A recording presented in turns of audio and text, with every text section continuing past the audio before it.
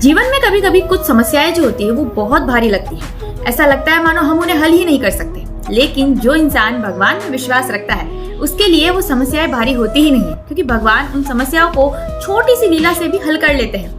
ऐसा ही उदाहरण हमें देखने को मिलता है श्री कृष्ण की बाल लीलाओं में।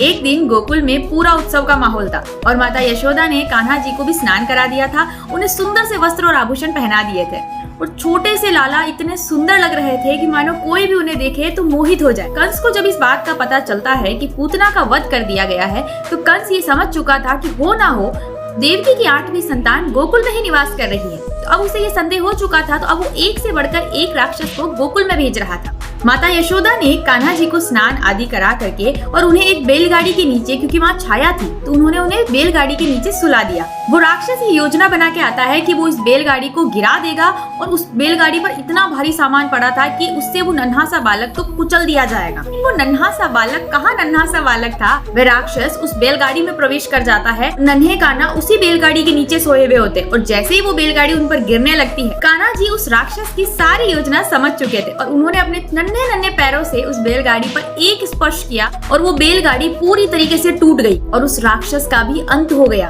इतनी भारी बैलगाड़ी टूट गई है, उस पर रखा सारा सामान भी नीचे गिर चुका है और माता यशोदा को तब याद आता है कि कान्हा को तो उन्होंने उसी बैलगाड़ी के नीचे सुलाया था। यशोदा उस बैलगाड़ी के पास जाती है और देखती है कि बैलगाड़ी के पास उनका लाल बैठा है, खेल रहा है मिट्टी में और मिट्टी में पूरा का पूरा रंग चुका है और वो कान्हा जी को अपनी गोद में ले लेती है।